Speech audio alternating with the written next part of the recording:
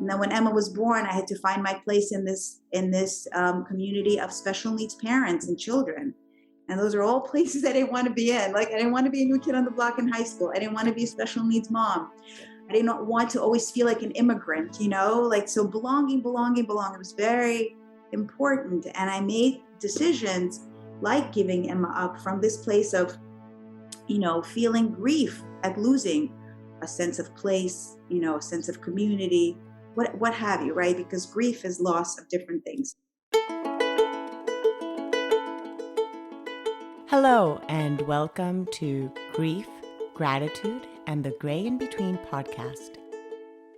This podcast is about exploring the grief that occurs at different times in our lives in which we have had major changes and transitions that literally shake us to the core and make us experience grief. I created this podcast for people to feel a little less hopeless and alone in their own grief process as they hear the stories of others who have had similar journeys. I'm Kendra Rinaldi, your host. Now, let's dive right into today's episode. I'm excited to have Diana Kupershmit today with us in the podcast. She holds a master's in social work and works for the Department of Health. And she is a mom. And we will be talking primarily today about her memoir titled Emma's Laughed, The Gift of Second Chances, which is a tribute to and celebration of Emma's life, her oldest daughter. She's also a photographer and lives in New York City. And we'll be finding out more as we chat. We were connected by our mutual friend, Meg Nocero. I always mess up how I pronounce Meg's last name. Nocero. I don't know. I'm like, I want to say it like that. The Spanish version, right? I want to say Nocero without the C, the ch sound. Yeah. So, because it's the C, who has been one of the guests. So several of the people that I've interviewed lately have been referrals from Meg, connections from Meg. So great. Yeah, I'm so grateful that she connected us. Yeah. Yes. Well, thank you for being here, Diana. Thank you for having me. I'm glad you're here. So share a little about you. So about your upbringing, where you live. So let's see, where did you grow up? So I was born in the former Soviet Ukraine. And yeah, my family and I came here as Jewish refugees in 1979. That was the first wave of people leaving the Soviet Union. It was an opportunity for a new life. We were super grateful. I grew up in Forest Hill, in Queens, in New York, in a borough that was very much like United Nations. So I had friends from all corners of the world, and it was very comfortable making that transition going from Soviet Ukraine to the States. I felt like I assimilated seamlessly, picked up the language. It was great. How old were you? I was 9. Oh, yeah. You really do not have a single bit of an accent, as if English were your second accent. I grew up with both English and Spanish, and I still have an accent. No, I don't think you do, actually. I was going to tell you that you don't. Oh. I don't know your background. I would say also, I think I always had like an ear for sound and music. I studied music, but I think they've done studies where, like, if you learn a new language before you're 10 years old, like, you really don't have an accent. My husband, who came here when he was like 11, you could hear he's got an accent. But also from the Ukraine? Is he also from a different city, but I say from a village. I'm from a big city. Isn't it so funny? You ended up, so I also have been in the States for so long, and I also ended up marrying a Colombian. And the fact that you also ended up marrying a Ukrainian, isn't that so like odd that like you'd end up in this country thinking, and that you end up marrying. Yeah, there were all these immigrant kids like hanging out, in our tenement buildings parking lot. We were all like, it was just this big wave that came from Ukraine and from Russia. And so we were high school sweethearts. And, we did everything sort of by the book, by the script. Got my college degree, then got married very young in our early 20s, which was like very not American, but very European. By European standards, it was normal. We were 22 and 23. I got my master's, and we started a family. We were, very excited, young, 26. I was 26 when our first child was born, Emma, and she was born with a rare chromosomal abnormality. We were shocked because I had a very easy pregnancy and we have no history of this. She was basically a new mutation is what they called. And so this chromosomal condition left her with physical and developmental delays and disabilities and a myriad of medical conditions. And they told us she wasn't going to live past her first birthday.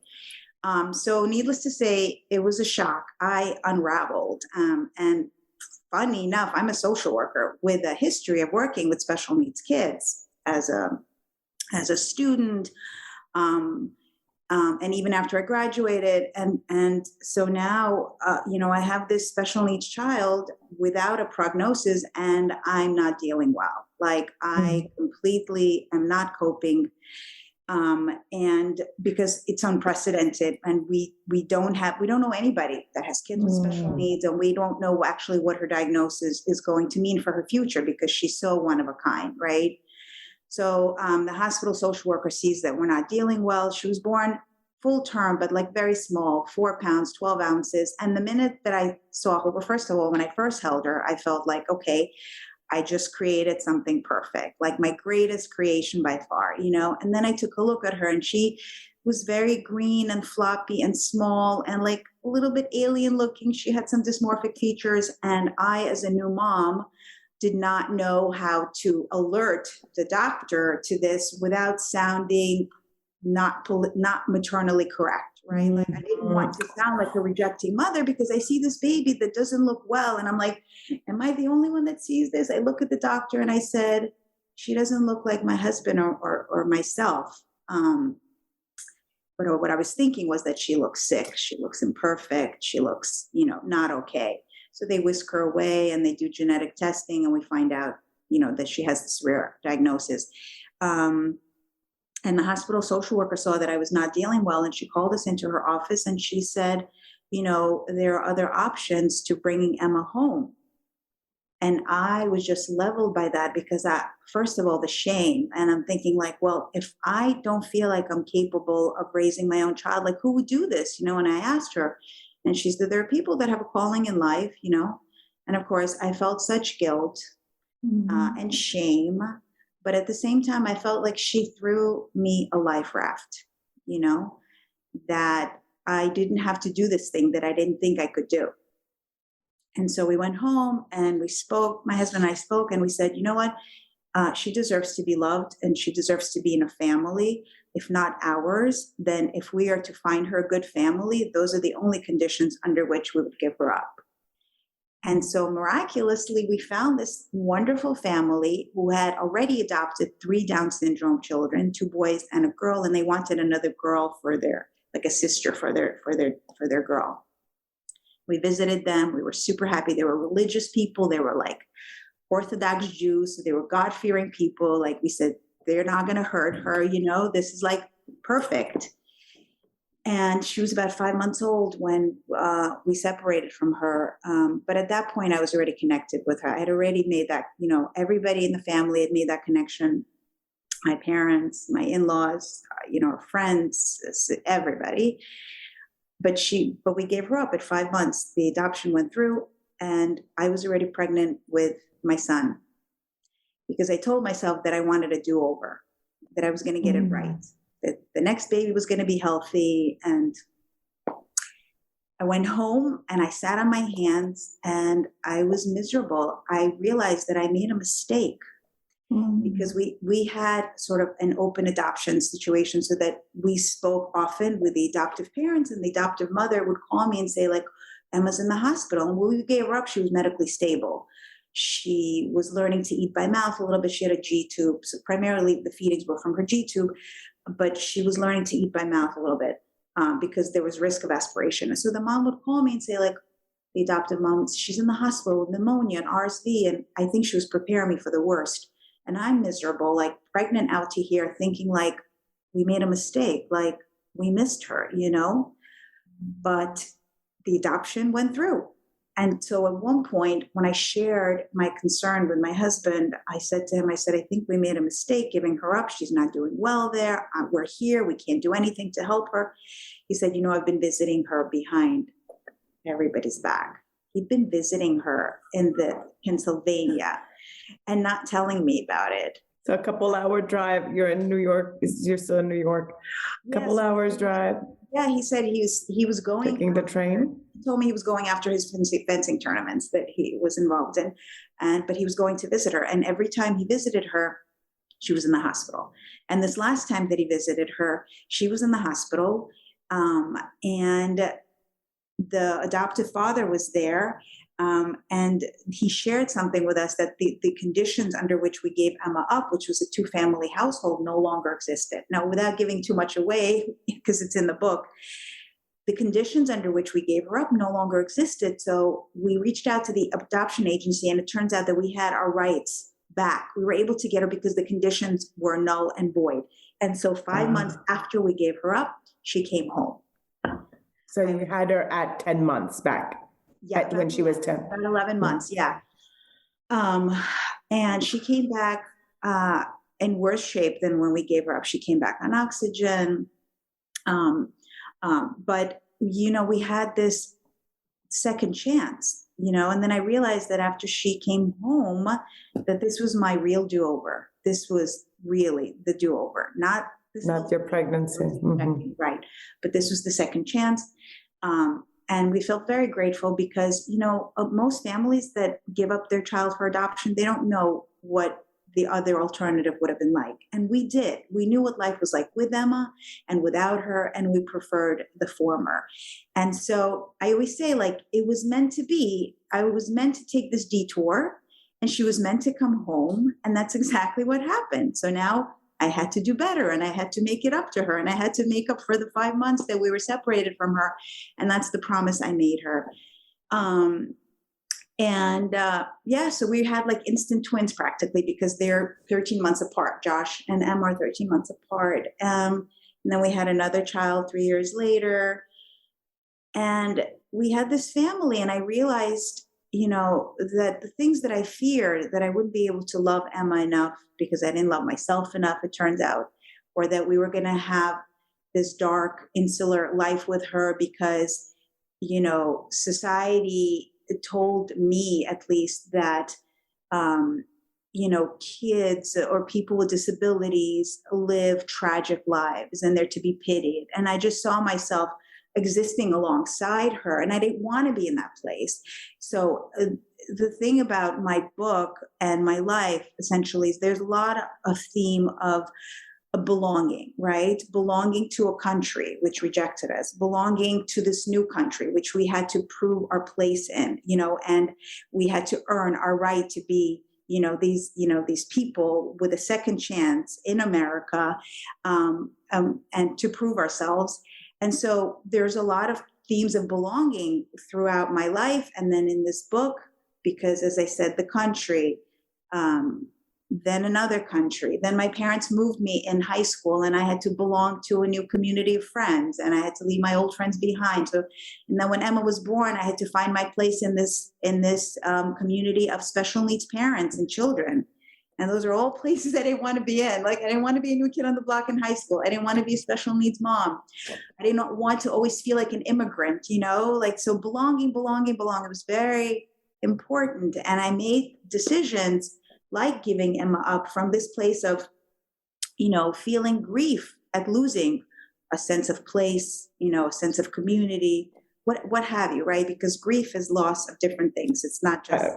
Yes, I interview people that have grief of all kinds, not just of death, because it's something we have this connotation thinking that it's just about death, and it's not. We experience grief The moment even I tell people, the moment even like if somebody had a pacifier and the pacifier suddenly disappears, sorry, that child experiencing grief, the loss right there, their blankie, everything. It's like, yeah. And moving, what you express right now, that moving, and I'm like jotting down notes here and things that kind of resonate for even like the title of the episode. And it's like that part of belonging, what you just said, or the longing to belong, or something to that extent. It's so true, like that that uneasiness that comes in all these things of switching and transitions, that you don't know where you fit in, right? Right. Yeah. And so, a lot of my decisions that I made, at least when giving Emma up, was coming from a place of grief, right? Because yes, her passing was the ultimate grief. That's the one that most people are familiar with. But the truth is that the first grief I experienced with her was when she was born, right? The grief, the loss of a dream of a healthy child, grieving the life that she would never have, grieving the life that we would never have with her. Those, I was in that space of grief. And I worried that grief would follow me throughout my life with her. And I couldn't, do that hard thing, right? Of giving her a good life. And I delegated it to somebody else. I figured somebody can do better than me, which is crazy because obviously, I'm her mom and nobody can love her the way I love her. But I didn't know that as a young person, grieving this dream, because remember, my life was everything was like, right, according to script, right? And I also had like these perfectionist tendencies. Everything had to be a certain way, and you don't account for these unexpected things that life throws your way. So we were in uncharted territory. But what I learned as I was raising her, and we had this like good life, we had joy, we had, grief was there, but it took like a backseat to the joy, to the wonder of watching her do new things, to raising our typically developing children. Like we were able to do everything that what I considered a normal family was doing, and then some. My husband and I ran the New York Marathon. Like we did things. Our kids took the requisite instruments and had the requisite sports, and Emma had her therapies and her therapists and her nurses, and we were straddling these two universes, but we had it covered. Now you're saying all these things now timeline wise here. So they had told you she'd live to be a year. Yes, that she wouldn't live past, based on her medical condition. Yes. And she, on her 18th birthday, I recorded a video that I put on Facebook showing like everything, all the skills that she had learned, everything that she knew. She was showing all her tricks. And we were basically aiming a middle finger to that doctor that predicted that she wasn't going to live past her first birthday. Like, you see? And my husband said, "Why are you posting this on Facebook?" Because at the time it was like, I was just starting my photography business, and I had to advertise my pictures, and I was advertising my kids, like, these are my beautiful kids, and this is Emma. And I introduced Emma like to to all my followers. And I was so proud of her. And he said, "Why are you posting this on Facebook and whatever?" I said, "Because I'm proud of her. And I want people to know, I want people to meet her, And of course, after she passed, he said, "I'm so glad that you did that video, that you took that video, because those memories, same as with the photography, you don't get those back." I look back at the pictures and I'm like, I don't remember my kids. If not for these pictures, I wouldn't remember them that way, because the days are long, right? Mm-hmm. Wow, that is like, there's so much here. And then I wrote another title. I'm like, no, the part that you said, grief took a backseat to joy. That part, just that phrase just moved me a lot, because we underestimate, we don't realize that these emotions can all live and dwell together, right? But the fact that at that moment in life, even though there was grief, because you were constantly living not only with the fact that you had a child that had these needs, and still the loss of the quote unquote dream-like perfect, picket fence type of family, but the fact that you didn't know when the last day was going to be. After you pass that year mark, then every time was a milestone, right? And kind of like not knowing when was this last day, quote unquote, going to be. And Or worrying that she was going to outlive us, and then who's going to care for her. Oh, wow. Even that. Wow. The worry was that, like, I didn't want to burden my healthy children. So I always made sure that, Emma had people that care for her, whether it was always us and the nurses and her therapist. I didn't want, my kids were younger and they couldn't physically handle her anyway, but we worried about who was going to care for her if she were to outlive us. Like, that's a legitimate worry of parents of special needs kids, because she was so one of a kind and nobody could know that she was going to catch pneumonia and that was going to be, her demise. So that was a fear that was, the other piece of it was always worrying about, even the people that were caring for her, because we had various nurses coming in and out of the home, and she went to school. And so, they would pick her up off the bus. We were both working, my husband and I, full time. And there were instances where she got hurt in the care of the nurses, or, she came off the bus with a broken arm. And so we worried because she couldn't tell us, right? She was nonverbal. She couldn't tell us if somebody was hurting her, if somebody, so the times that I'd witnessed her getting into trouble or nurses being negligent, not intentionally, but her getting hurt, that was devastating, because you don't have control of those things. You are essentially, giving up control to another person, right? It's like, imagine you have to have a babysitter for the rest of your life, one of your kids, and that child can't tell you what's being done. So that was a worry, because, we always had this thing of keeping her safe. We had to keep her safe. Right? Because she didn't have agency over herself. She couldn't tell us. She couldn't keep herself safe. So that was a constant worry. And that's kind of living in a place of grief, because you're constantly worried about, I guess it's true for healthy kids too, right? My kids are in their early 20s now, and I'm still like, text me when you get home. Text me when you leave the house, in the middle of the night. I'm still receiving these text messages. You never stop worrying. And,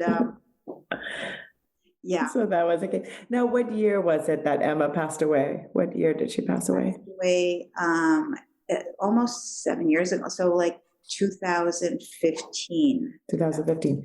Okay, let's talk about the tools you used for your grief journey when she passed. Because, and even, you talked about running, marathons and things like that when she was like, so even the things that you did, even while you were raising her as well, that would just help your mental health and your spiritual health and emotional health as well.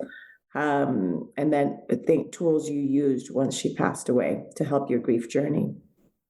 So when she was alive, my thing was just to, I had a thing about projecting a sense of normalcy. Like, I didn't want to, as I said, belong to that special needs community. So unfortunately, I didn't seek that community out. I had my village of friends and family, and that was enough for all intents and purposes. But after she passed, I started writing and I connected with other special needs parents. And I realized that there was this piece that was missing, that my life would have been richer. I would have felt less alone in being a special needs parent, because I had my friends and family, I had my village, but it's not the same. And I didn't want, because then I felt like, okay, if you belong to a different community, then you're different, and that, and separate, and not equal necessarily, right? Because again, that narrative was still playing in my head, like, people with disabilities are pitied and it's tragic and everything. And I said, I didn't want that to be the picture. I'm not tragic, nothing to see here. We got all these balls in the air. We're doing okay. And we were doing okay. We were managing these two universes managing well. So, but it's interesting because in this journey of dealing with the everyday grief, my way to do it was that I was a certain kind of mom with my healthy kids and a different kind of mom with Emma. So Emma was like Emma University, right? She taught me how to be in this world, right? She was nonverbal, but she taught me to find my voice in advocating for her and getting the building to build a ramp so they would be like wheelchair accessible, like and all the things, fighting for good nurses, fighting for good care. She gave me a voice, right? A voice that I didn't have before. I was always kind of this like, I'm not going to ask for anything. I don't want to be that person. I don't want to make waves. Almost like afraid of my own shadow. And she taught me to be brave and intrepid because that's the way she was. She had non-verbally a means of getting what she needed. And she taught me to do the same for myself. Mm-hmm.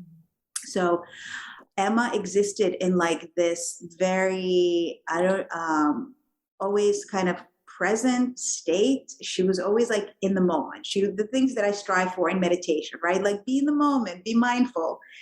She was happiest watching her musicals, chewing on her bib, flipping through magazines, and she had this like lightness of being, like so chill. I'm so good. Like she was happy, and to look at her, you see like, okay, this is enough. She's enough and I'm enough. So when I was with Emma, my interactions were so different because with her, it was enough to just sing to her and clap to her. And she was like your best friend if you gave her like 2 minutes of attention. She was like, had like love me emblazoned on her forehead. She was like, she had this energy. Everybody was drawn to her. Everybody loved her. In school, she was like the mayor of the school. Everybody knew Emma, And I was like, look at this child, she's perfection. This little girl that I thought was broken, that was not perfect when she was born. She was the epitome of perfection. So I was one kind of mom with her. It was very easy to be with her. With my healthy kids, I had to be like the mom. Like, did you do your homework? Did you practice violin? Did you get into that perfect college? And completely different conditions, a completely different mom, and living these parallel lives, not realizing it. I only started when I started to write and reflect on the kind of parent I was to my different children. Did it dawn on me that like, okay, this is what Emma was teaching her. Not to say that this was the purpose of her life, right? Because she had her own journey. I had my journey. But she was, by example, she was living by example. And all I had to do was like, look in her direction and see that this is the way to be in the world, is to be like Emma, So that was my journey when she was alive. When she passed, the first thing that I did right was I went to see a medium, an intuitive. Like 2 weeks after she passed, my girlfriend saw that I was not doing well, and she recommended this medium, this intuitive that she saw, who had helped her. And so I said, I was so desperate. I had nothing to lose.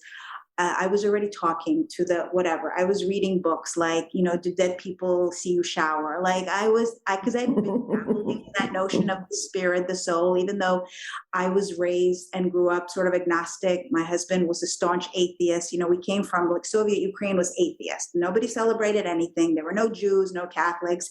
We put up like a pine tree that looked like a Christmas tree, but for New Year to bring in the winter solstice. So there was no religion. So we came. So you were from a Jewish background that you left the Ukraine, but when you came to the US, yeah, or because you couldn't really, traditionally you were, but you couldn't actually practice. Got it. So when we came here, we became like, we called the 3-day Jews boys. Like we went to the three holy, we celebrated the 3 holy holidays, and that's it. We sat down for Yom Kippur. We sat down for Rosh Hashanah. We sat down for the big holidays, and our kids knew that they were Jewish and they knew the history, but we didn't go to synagogue necessarily, but we were very aware of our history. We lost people in the Holocaust. We were traditionally Jewish, but we could practice if we wanted to. And we did, our wedding was under whatever, but I always kind of was an agnostic because I said like, I'm not committing. Like, I don't know, maybe I just know I'm going to live a good life and then hopefully it'll have a good outcome, whatever. But I always was but I started exploring the idea of like the spirit, the soul. At the time, we were introduced to like mediums like John Edward and James Van Praagh, and I read their books. I was very interested in that concept of the spirit, of the soul.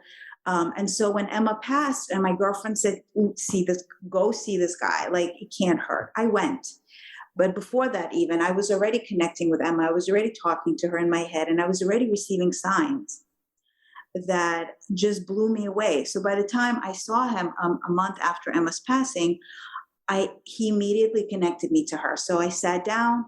Emma was on one side of me. My grandmother, who had lived with us for 12 years, sat on the other side. The dog that we lost, everybody was there. Like the whole family was there. He said, "I'm connecting to this person and that person." He told me things that he couldn't have known had he read my whole Facebook profile. Like, he told me things about my dog. Nobody knew about my dog. We lost a dog when I was pregnant with Emma, and the dog was Emma's soulmate. Like, he told me things. I left his office, and I felt like he gave me my life back. Like, I felt like, okay, there's a reason to live. There's hope. I connected with her. He told me things when I listened back to the audio, that because I wanted to do something as a tribute to her life, but I didn't know what to do. I know photography. I could do photography. What am I going to do with photography? So he said, "I see a book. There's a book. Maybe you're going to write a book." I said, "I'm not a writer. Like, I'm really not a writer. I'm an avid reader. I'm a voracious reader, but I'm not a writer. I'm a social worker. I'm a photographer. I'm different things." So when he said book, I see a book. I see a club. I see a group. And I'm like, I'm not a club person. Like, I don't want to belong to any club that'll have me as its member, kind of thing. Like, group, what group? So he planted that seed almost subconsciously, because when he said book, I said, maybe I have to do a photography book. Maybe I have to go to her school and like offer my services as a photographer. Like, their class photos were horrific. I'm like, maybe that's what I should do. 5 months later, I find myself in my first writing workshop. And that was the That's beginning. your club. My club. That's your club. Never been to a writing workshop. And that was the beginning of my grief journey. I started writing, and the first couple of pages that I read to the class, I got lovely feedback, and I was like, all right, I got nothing to lose, whatever. If anything, it'll be a book for me, for my kids, for family. It'll be something like that. It doesn't have to see the light of day, but it helped me heal in the writing. But I should also then preface that because I was still such a perfectionist, I said, if I'm going to write a book, I have to do it right. So I have to take classes, and I have to all the steps. Yeah. You have to get a master's in English. I was like, I have to go and get an MFA. No, you don't need an MFA to write a book. But I took a lot of workshops, and I had a lot of editors read my manuscript, and until I was, happy with this is perfect the way it is. This tells her story, because when she passed, I was like, this can't be the end of the story, So I wrote the story. I wrote the book that I wish existed when Emma was born. There was no such book. And now I hear from readers and parents of special needs kids, and they're resonating with it. And it makes me so happy, because when I started writing for selfish reasons, right? To heal, for myself. And then it became like this larger thing. It became something that belonged to the world and to whoever needed to have it in their hands, So I'm grateful, so grateful for that part of it, that it's bigger than it was intended to ever be, right? Oh, so beautiful. There are things that you've said in this interview that have really struck me, especially at the beginning when you were talking about how you felt even as a new parent and having a child, born not the way that you thought, and, that aspect of giving her up. I was thinking that part, when people, as I know that even just as a mom can relate to that, because for me, becoming a mom, there was grief even becoming a mom, of even the loss of the identity component of the who I was and then how I was. So the fact that you are writing to a parent that is reading this as a parent of a special needs child that feels guilt of voicing that, because when you voice the fact that you feel like inadequate in this new role, sometimes, it could seem as if you're saying you don't love your child, which is not the case at all. We just even express how joy and grief can exist in the same space. Well, the same with love, right? The love, but it's still like, so what a beautiful service you are doing by having written this book of giving a voice to these emotions that maybe others aren't willing to voice out. And when they read it, to be like, oh my God,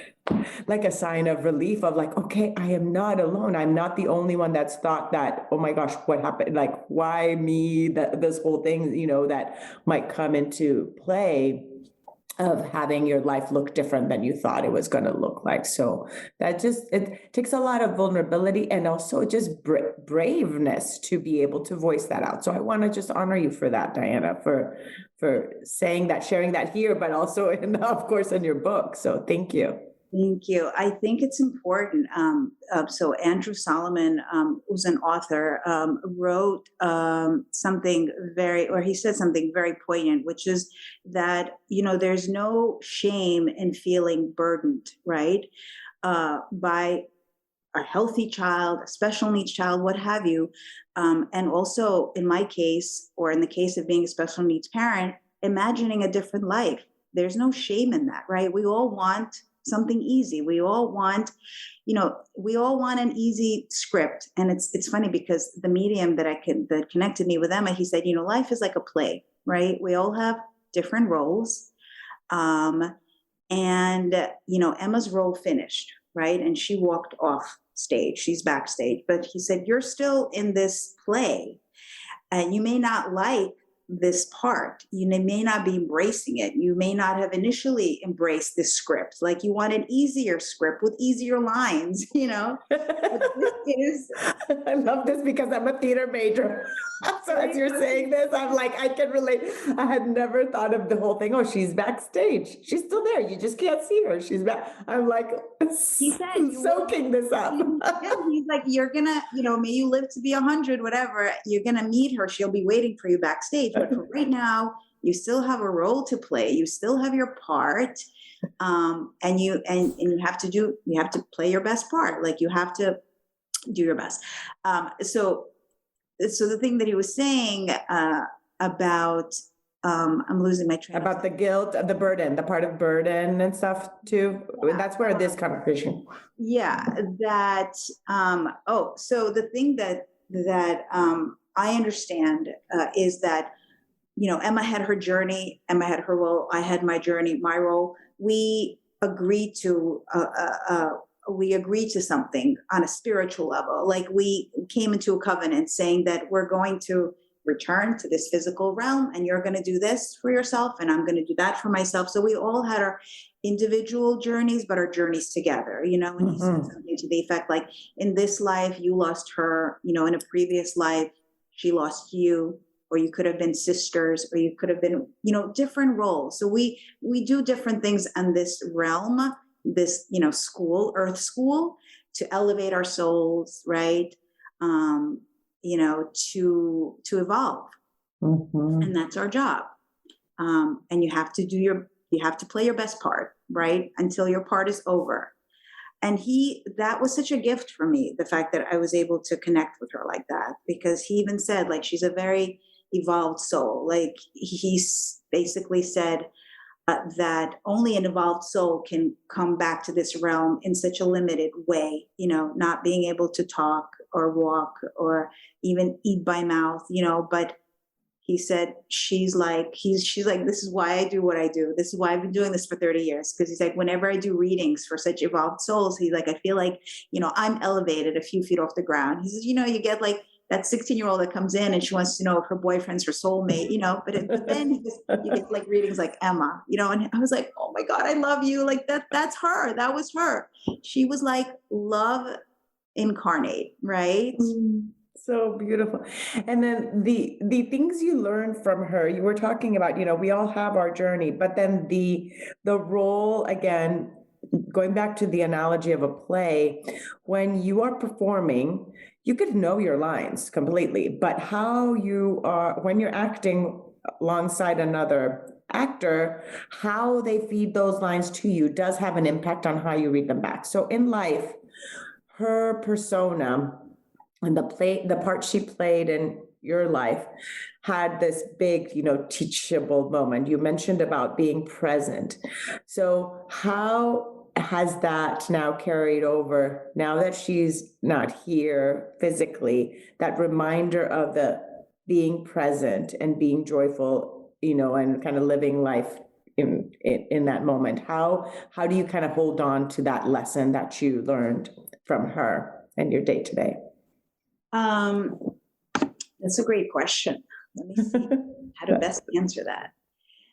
The things that I put a lot of value on or emphasis on or importance on are not those things anymore, right? She taught me the essentials of life. I think you had Rabbi Leader later on, and he said something to that extent, like, you learn what's essential in life and what's not so important. You learn that it's not so important that, what people think of you. I mean, this was like, I had a lot of anxieties coming out of, being a new kid on the block in high school. And I carried that anxiety with me. And, Emma sort of took away my pain, my anxiety, because my focus then was on her and making her happy and safe and so forth. So your perspective changes. Perfection takes on a different meaning. Perfection means something very different for me now. And the day to day, I see things for their true value, right?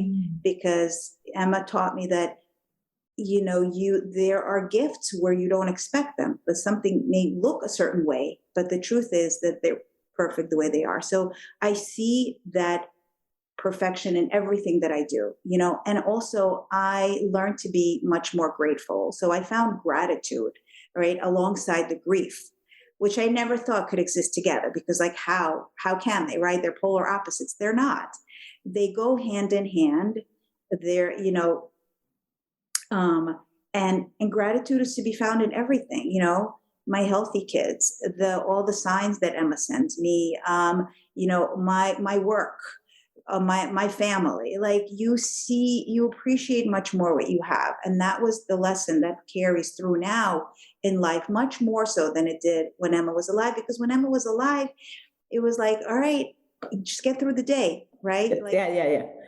The business of the day, of the to-do list, of the checking off. Did she eat? Did we put her on the bus, off the bus, feed her, right? The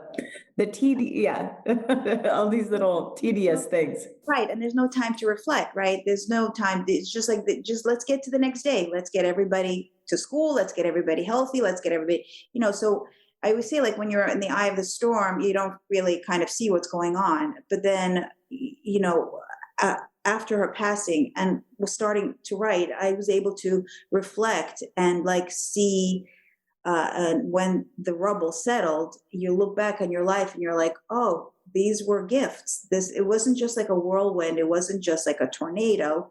We survived this tornado. We came out okay.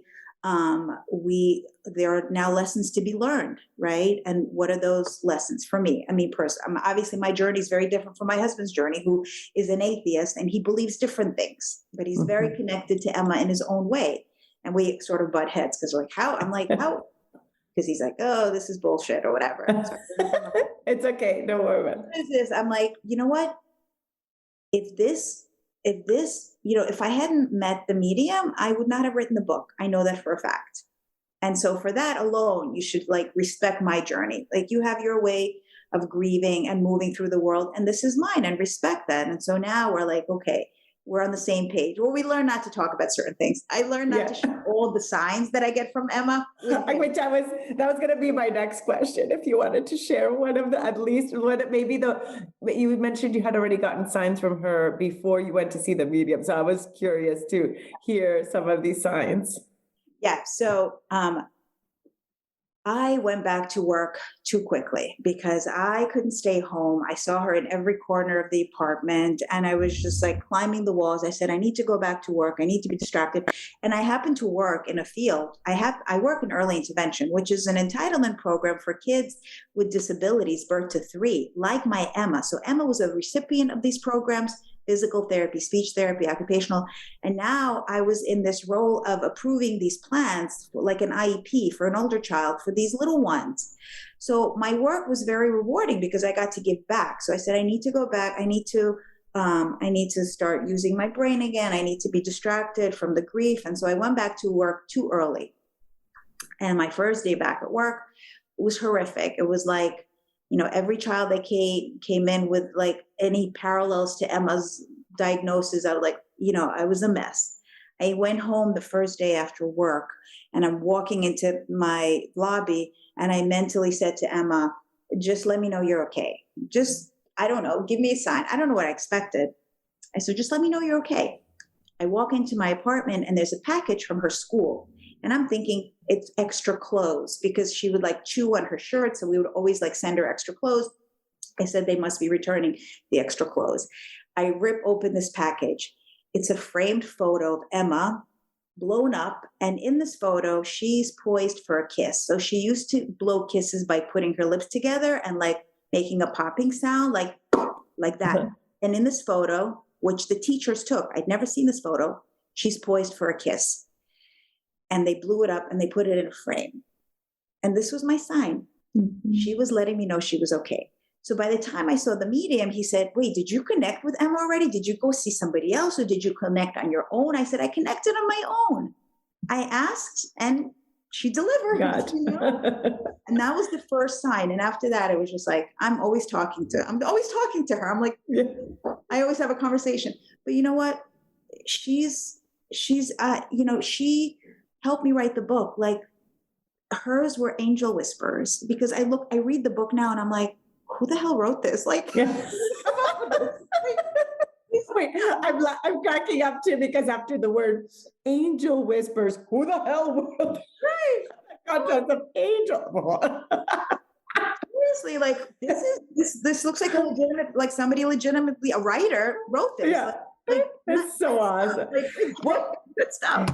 There's such mystery in that too. Like I know what you mean, because when my sister passed away, my sister was 18 when she passed away, and I wrote, quote unquote, a poem as I was driving home from college, driving back to my grandma. I lived with my grandmother for a few years while I was in college in California, and I was driving back and I see the sunset and I start just talking.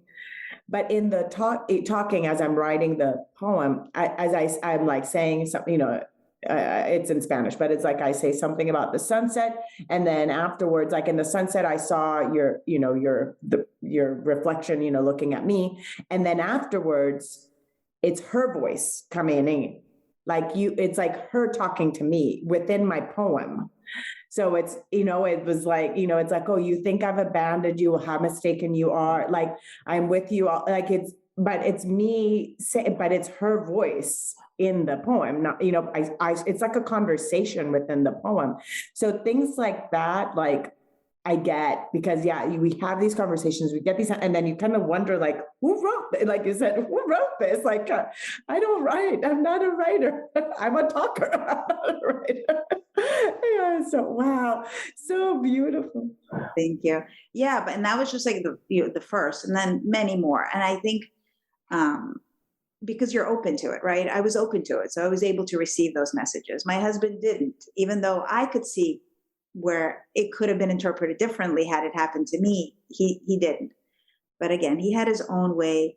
But yeah, so many signs. Like, I'm driving in the car and I'm remembering her and I start crying, and then this commercial comes on the radio, and it's an internet company, and the name is Emma. So I'm crying, and it's, Emma, the internet company.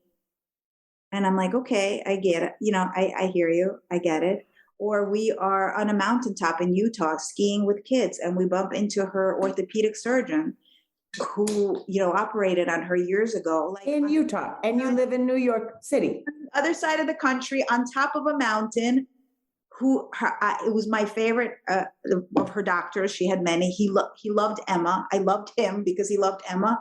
And we bump into him on top of a mountain across the country. So many things. Or like, I put in my GPS because I need to get somewhere, because I don't know where I'm going, and the GPS takes me past her school. Like, things like that, that could mean nothing, but really, to me, I feel like there are no coincidences. I would see all synchronicities, and they mean something to me. And you know what? They give me life. They give me hope.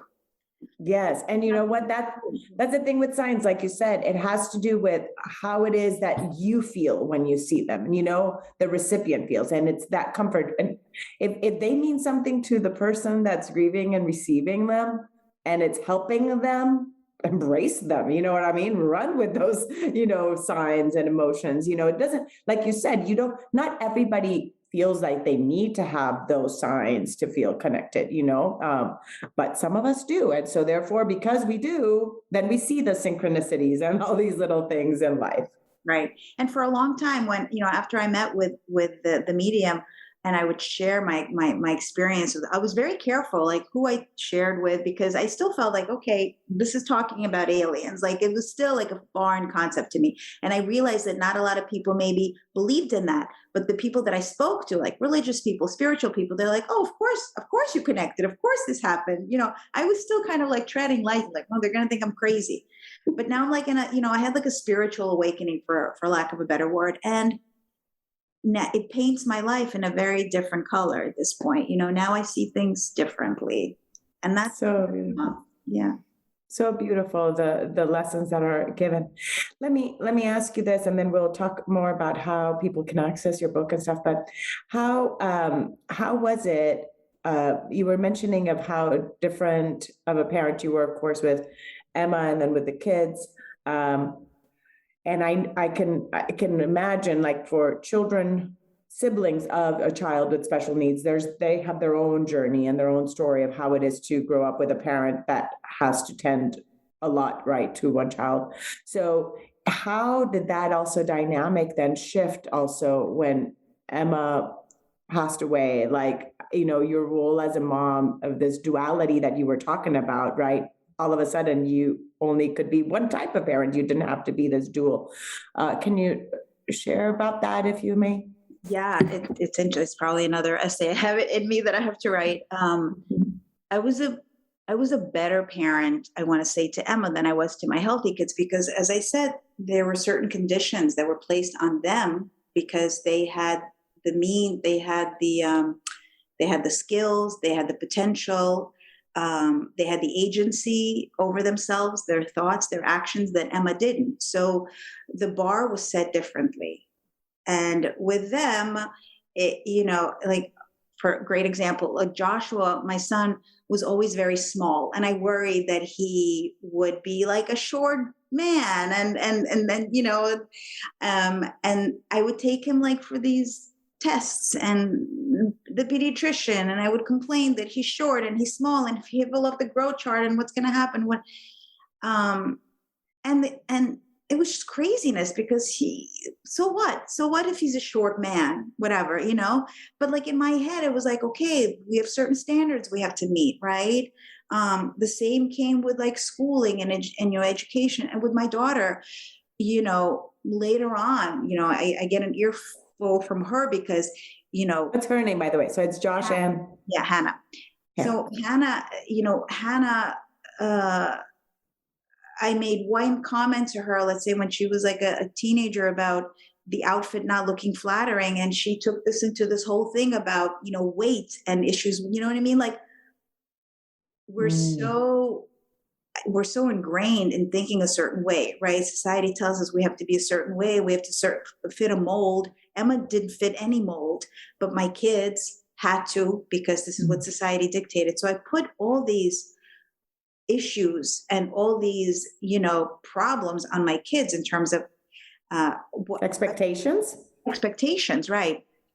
Expectations that, were projections from me, right? Because again, we're reaching for perfection. We're always reaching for perfection. Meanwhile, perfection doesn't exist. And, my kids are okay now. We have a good relationship. When I look back, I feel like a shitty parent. Like I'm apologizing. Like, I'm sorry I made that comment. It wasn't meant to. But in my head, my son had to be tall. My daughter had to be thin. That was all sort of implied in my actions and my words, my deeds, and my kids picked up on it. They're okay, thank God. I wasn't too extreme, but that was the difference. And I feel bad about that now. So, Emma taught me deep acceptance and unconditional love. And unfortunately, I learned it after she passed, but at least, and I'm still learning. I'm still struggling. I mean, my kids are still teaching me. My kids are so much more evolved than I am. Thank God. They had a special needs sibling. So they're so compassionate and they're such socially minded people. They're always like fighting for the underdog, for the less privileged, for the marginalized, like their sister was. And I'm like, this is their gift. This is Emma's gift to them. So I'm grateful for that. We do the best we can as parents, right? We don't, first of all, healthy kids don't come with instructions, certainly not a special needs child. And so my husband and I, we did the best we could, I think they turned out okay. Yeah. That's awesome. Thank you for sharing that. I don't know, but I think they're okay. That's awesome. No, thank you for sharing that. Yeah, I ask the things that come up in my head, I'm like that. Like a kid, like that. As you're talking, I'm like, oh, I want to ask about this. So sometimes I tell the guests, you don't have to answer, but like that whole thing with the dynamics, the things that sometimes you don't want to ask somebody because you don't know if it's like too forward, So thank you for being able to answer that and sharing that with us so candidly. Now, tell us about the book and how people can access it, Diana. How can we get Emma's story? Yeah, so Emma, you can buy Emma's Lap anywhere books are sold. You can buy it on Amazon, your local bookstore. You can even get it at the library or order it. You can, on my website at dianakupershmit.com, you can see my events, read reviews, see what I'm doing next, see who I, did a podcast with, my essays, my published essays, you can find there. Okay. And also on Instagram at Pics by DK, PICS by DK, has my photography and has in my link tree essays and podcasts and that sort of thing. And I'll be putting all those in the show notes so that people can access it. And so if you go to your website, it'd probably be the easiest way to just access. Yeah, because I didn't mention at the beginning, you've written essays for the Huffington Post and other publications. Yeah. That's wonderful. Thank you so much. Is there anything I did not ask that you want to share with the listeners, or any last words in this podcast? Not last words ever, but last words in this interview. In this interview that you'd like to share with the listeners? I mean, your questions were great. It made me think. I love that. The only thing I could sort of leave the listener with is that, within my journey and what Emma taught me more than anything is that you can find gifts where you least expected. And I think that was the biggest revelation in this whole journey. And, we're still on the journey. Perfect. We all can find gifts where we least expect them.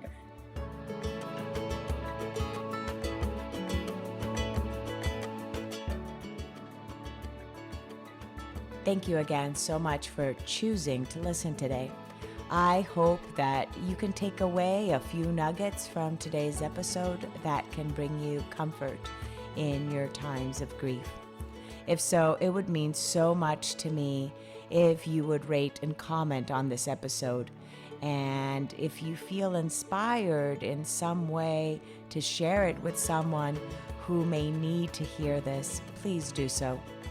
Also, if you or someone you know has a story of grief and gratitude that should be shared so that others can be inspired as well, please reach out to me. And thanks once again for tuning in to Grief, Gratitude, and the Gray in Between podcast. Have a beautiful day.